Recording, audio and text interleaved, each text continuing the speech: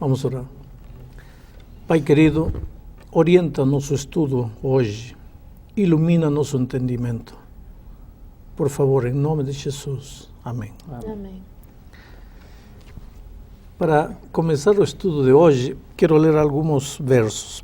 O primeiro está em Salmo 24:1. Ao Senhor pertence a terra e tudo o que nela se contém, o mundo e os que nele habitam. Tudo pertence a Deus. Contundente. Salmo 50, 10 e 11. Pois são meus todos os animais do bosque, e as alimárias aos milhares sobre as montanhas. Conheço todas as aves dos montes, e são meus todos os animais que pululam no campo. Ageu 2:8. Minha é a prata, meu é o ouro, diz o Senhor dos exércitos. Quer dizer, não adianta querer argumentar tirando a autoridade que Deus tem sobre toda a criação. Afinal de contas, no princípio, criou Deus os céus e a terra. Tudo pertence a Deus. Agora, há uma coisa interessante. Deus nos confiou isso tudo para nós podermos viver, desenvolver nosso dia a dia nesta terra. Ele nos confiou recursos materiais, financeiros, posses, terra, casa, carro, campos, animais, gado, enfim, tudo para nós administrarmos. Mas há um texto aqui em Malaquias, onde Deus reserva tudo isso para ele. Vejam, Malaquias capítulo 3, versículo 9 diz assim: com maldição sois amaldiçoados, porque a mim me roubais, vós, ó nação toda. Trazei todos os dízimos à casa do tesouro, para que haja mantimento na minha casa, e provai-me nisto, diz o Senhor dos exércitos, se eu não vos abrir as janelas dos céus e não derramar sobre vós bênção sem medida. Na versão hispana diz bênção em sobreabundância, por encima da abundância. Aqui diz sem medida. Deus é dono de tudo. Deus nos confiou tudo para podermos viver, usufruir, mas Ele disse, espera um pouco. De tudo que eu te estou confiando, 1/10 parte é minha. Tem que me devolver. Por quê? Porque se você me devolver a 10ª parte de tudo que eu te dou, eu estarei reconhecendo, eu estarei sabendo que você está reconhecendo que tudo é meu.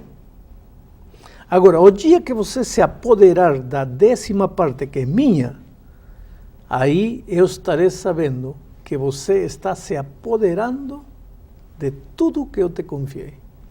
Quer dizer, cada vez que nós devolvemos o dízimo a Deus, estamos dizendo, Senhor, eu te reconheço como dono. E a prova de que eu te reconheço como dono é que estou te devolvendo o dízimo. Há uma coisa interessante mais. Se eu reconheço que Deus é o dono, e a única maneira de reconhecer é devolvendo o dízimo para Ele, e amanhã alguma coisa está andando mal na minha vida financeira, quem é que tem que resolver o problema? Eu, que sou o administrador, ou Deus, que é o dono? Aí eu posso ir com toda a confiança a Deus e dizer, Senhor, eu sempre te devolvi o dízimo e estava reconhecendo que tu és o dono.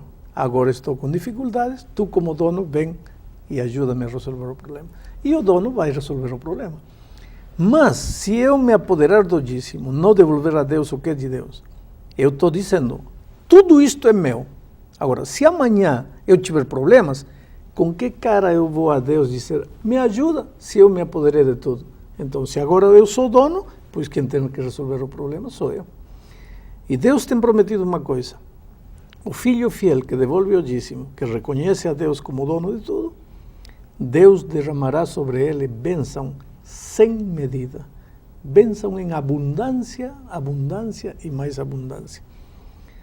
Eu, muitas vezes, quando vejo pessoas carentes, pessoas necessitadas, de alguma maneira penso que uma das grandes dificuldades que estas pessoas têm é que ainda não aprenderam a confiar em Deus, a reconhecer a Deus como o dono de tudo, a devolver aquilo que é de Deus, para depois, quando aparecerem problemas, cobrar sem medo as promessas de Deus, porque o texto diz aqui: provai-me agora se eu não serei capaz de abrir as janelas dos céus e derramar bênçãos até que sobreabunde. Pastor, tem muita coisa nesse mundo, muito ouro, muita prata, muito diamante, e tudo é de Deus. Agora, por que Deus precisa exatamente do pouquinho que eu estou ganhando aqui? Não é só o que eu estou ganhando, é a 10ª parte ainda do que eu ganho.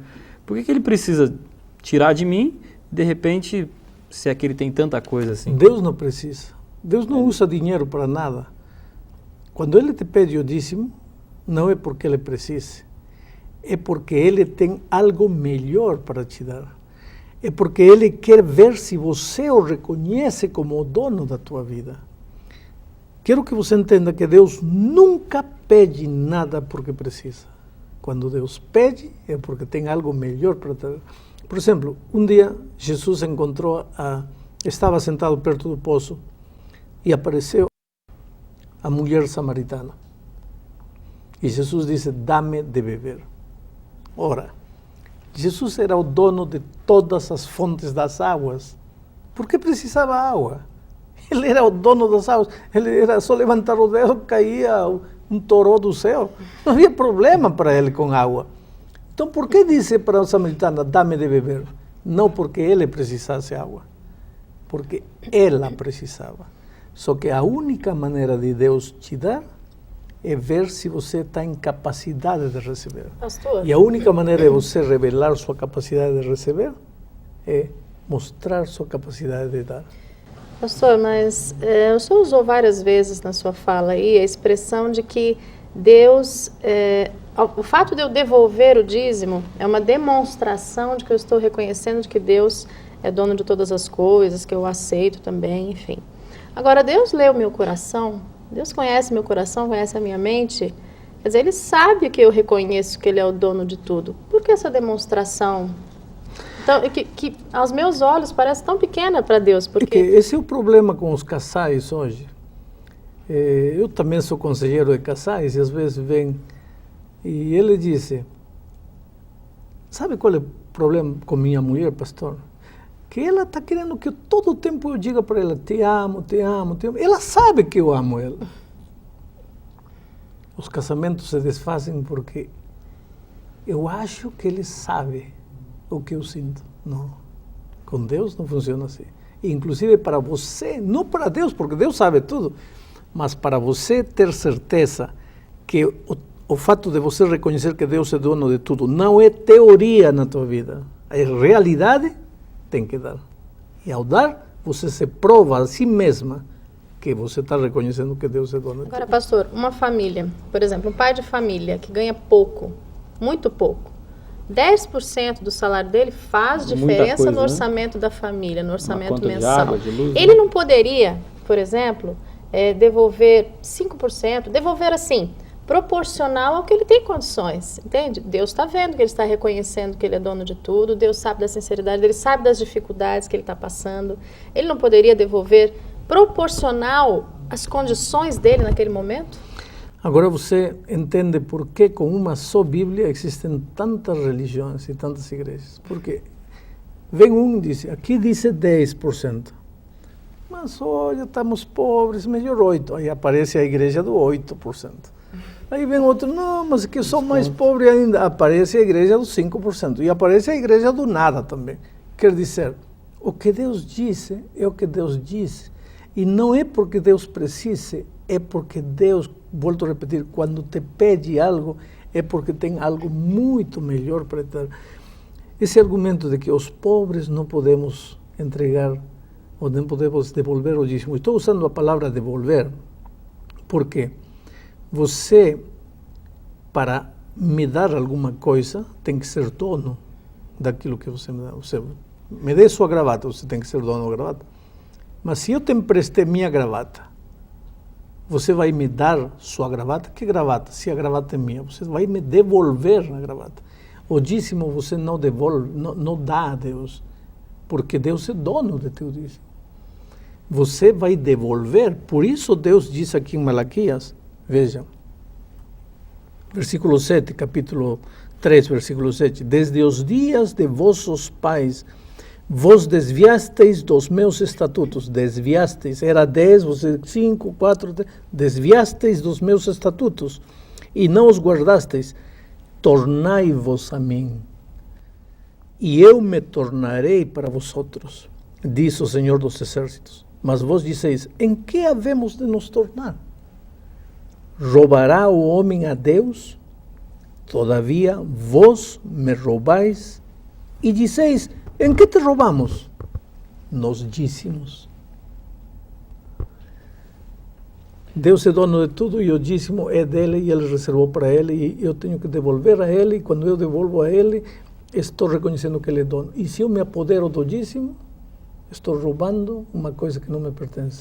Pastor, eu começo a ler a Bíblia. Sou estudioso da Bíblia, não estou seguindo aí nenhuma religião, nenhum movimento religioso, e me deparo com essa verdade do dízimo.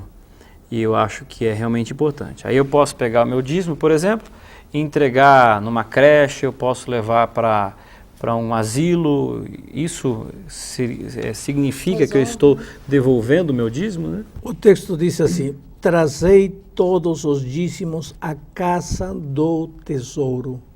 Está referindo-se à igreja. Eu não posso pegar o meu dízimo e levar na creche. Porque o dízimo não é teu. O dízimo é de Deus. Pastor, agora tem uma questão envolvida com isso aí, inclusive muito atual. É o seguinte, a gente tem visto na televisão, inclusive no assunto das ofertas, eu acho que nós comentamos sobre isso, igrejas, pastores, bispos, enfim, que estão enriquecendo. E eu tenho dúvida se esse enriquecimento não é o meu dinheiro que está lá. Eu tiro, quer dizer, eu tenho dificuldades e tem alguém ganhando em cima o dízimo é devolver para Deus, mas na verdade eu estou entregando em mãos humanas que eu não sei como é que estão administrando isso. A mim, aqui a ordem que Deus me deu não é entregai o dízimo e depois preocupaos pela maneira como o dízimo está sendo usado. Não diz assim.